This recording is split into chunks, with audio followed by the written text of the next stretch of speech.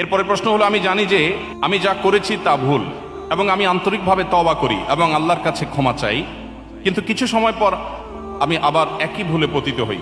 এরপর দোষবোধ ও আল্লাহ থেকে বিচ্ছিন্নতা অনুভূত হয়। আমি কিভাবে এই চক্র ভাঙতে পারি এবং সত্যিকারে নিজেকে নিয়ন্ত্রণ করতে পারি যাতে একই পাপ বারবার না করি? এই প্রশ্ন আমার মনে হয় আমাদের কম বেশি সবারই। কি বলেন, এই প্রশ্নের বাইরে কেউ আছেন? আমরা কি কেউ গুনাহমুক্ত আছি? আমরা কি কেউ পাপ মুক্ত আছি? প্রতি মুহূর্তে আমাদের গুনাহ হচ্ছে।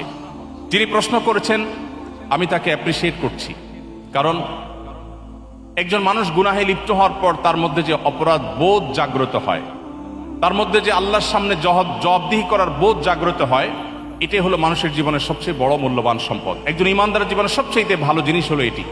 এই অনুশোচনা, এটাই হলো তওবার মূল সূত্র। কোরআনে কারিমে আল্লাহ রাব্বুল আলামিন বলেছেন, পরিষ্কারভাবে আল্লাহ তাআলা ঘোষণা দিয়েছেন, লা তাকনাতু মির রাহমাতিল্লাহ। আমাদের অনেক তরুণ বন্ধুরা আছেন, জীবনে অনেক পাপাচার করেছেন, অনেক ব্যভিচারে লিপ্ত হয়েছেন, মাদকে হাত বাড়িয়েছেন, অনেক অন্যায় করেছেন, অনেক নামাজ নষ্ট করেছেন, অনেক জেনা করেছেন, অনেক চোখের গুনাহ করেছেন, মনের গুনাহ করেছেন, আল্লাহর সাথে সম্পর্ককে অনেক দূরে ঠেলে দিয়েছেন, শয়তানকে খুশি করে ফেলেছেন। তিনি অনুভব করছেন তিনি আল্লাহর রহমত থেকে অনেক দূরে সরে গেছেন, যেমনটি প্রশ্নকর্তা লিখেছেন। প্রিয় ভাইরা আমার, একজন মুসলমান হিসাবে আমাদের জন্য সবচেয়ে বড় প্রাউড করার, গর্ব করবার মতো একটা জিনিস হলো আল্লাহ রাব্বুল আলামিন আমাদের জন্য ক্ষমার দুয়ারকে ওপেন করে রেখেছেন।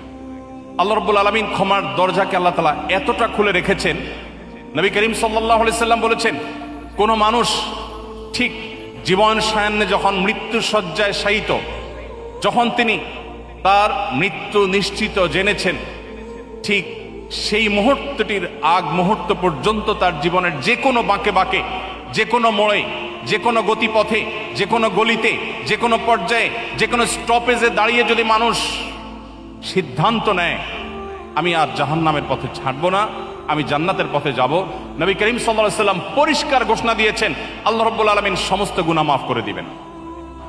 প্রিয় ভাইরা আমার, একটি ধারণা আমাদের অনেকের কাছেই হয়তো পরিষ্কার নয়, সেটা হলো ইসলামে এমন কোনো অপরাধ নাই, এমন কোনো পাপ নাই, এমন কোনো গুনাহ নাই, এমন কোনো খারাপ কাজ নাই যে কাজ মানুষ পরিহার করবার সংকল্প করার পর আল্লাহর পথে, জান্নাতের পথে ফিরে আসার সিদ্ধান্ত গ্রহণ করে আর আল্লাহ তাআলা সেটা ক্ষমা করেন না।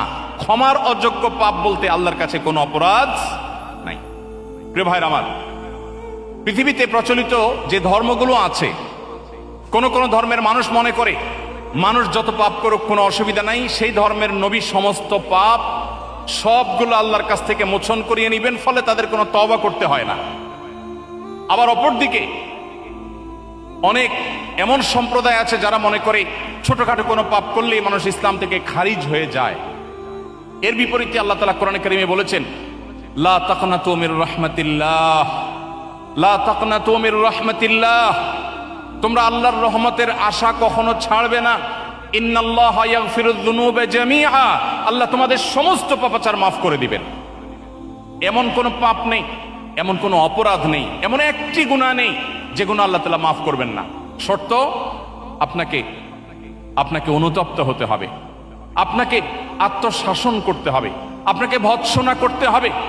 ইমানদারের সবচেয়ে বড় অ্যাডভান্টেজের জায়গাই হলো এটা, ইমানদার জীবনের যে কোনো মুহূর্তেই তার জীবনকে ঘোরাতে পারে, তার জীবনকে পরিবর্তন করতে পারে। শুধু একটি সিদ্ধান্ত গ্রহণ করতে হবে, আমি আর জাহান্নামের পথে চলবো না, আমি এর নাফরমানি করব না, আমি আল্লাহর পথে চলবো। আমি আগের সমস্ত কাজের জন্য লজ্জিত, অনুতপ্ত এবং সংকল্প করলাম আর করব না। শুধুমাত্র আপনার এতটুকু সিদ্ধান্ত, এতটুকু অবস্থান এবং সংকল্প আপনার জীবনের সমস্ত গুণ, আমার কথা নয়, আল্লাহ বলছেন ইন্নাল্লাহা ইয়াগফিরুয যুনুবা জামিআ, আল্লাহ সকল গুনাহ মাফ করে দিবেন ইনশাআল্লাহ। অতএব যে সমস্ত বন্ধুরা বিভিন্ন পাপাচারের কারণে নিরাশ হয়ে গেছেন, আল্লাহর রহমতের আশা ছেড়ে দিয়েছেন, আল্লাহ ডাকছেন তার রহমতের কোলে, এরপরেও যদি আপনি মনে করেন আপনার গুনাহ মাফ হওয়ার নয়, তাহলে মনে রাখবেন শয়তান আপনাকে ধোঁকা দিচ্ছে। আপনারা সবাই নিশ্চয়ই শুনে থাকবেন, ইসলামী বিশ্ববিদ্যালয় কুষ্টিয়ার একজন প্রফেসর ছিলেন ডক্টর খন্দকার আব্দুল্লাহ জাহাঙ্গীর রাহিমাহুল্লাহ, নাম শুনেছেন না স্যারের? আব্দুল্লাহ জাহাঙ্গীর রাহিমাহুল্লাহ বলতেন, শয়তানের সবচেয়ে বড় অস্ত্র শয়তানের সবচেয়ে বড় হাতিয়ার হলো মানুষকে নিরাশ করে দেওয়া, মানুষকে আশাহত করে দেওয়া। নবী রাসূলদের কাজ ছিল মানুষকে আশাবাদী করে তোলা।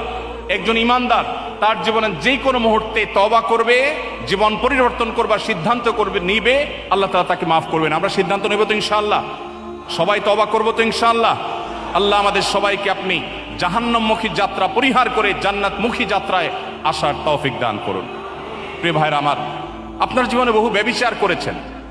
আল্লাহর শপথ করে বলছি, ওলামা ইকরাম এখানে আছেন, কোরআন এবং হাদিসের একটি টেক্সট, একটি লাইন কেউ দেখাতে পারবে না যে আপনি এত বেশি অপরাধ করেছেন, আপনার অপরাধ ক্ষমা হবে না, এমন একটি আয়াত এবং হাদিস কেউ দেখাতে পারবে না। বরং আপনি যদি সিদ্ধান্ত গ্রহণ করেন যে আপনার রুট চেঞ্জ করবেন, আল্লাহ আপনার গুনাহকে মাফ করবেন। এরপরও যদি কেউ আল্লাহর রহমতের ছায়াতলে আসতে বিলম্ব করে, কেউ দেরি করে, কেউ যদি না আসে, তার চাইতে হতভাগা, তার চাইতে কপাল পড়া দুর্ভাগার কেউ হতে পারে না। রব্বে কারীমের কাছে দোয়া করি, আল্লাহ আপনি আমাদের সবাইকে তওবা করে আপনার জান্নাতের পথে, কোরআন এবং হাদিসের পথে একজন খাঁটি মুসলিম হওয়ার জন্য আমাদের সবাইকে আসার তৌফিক দান করুন।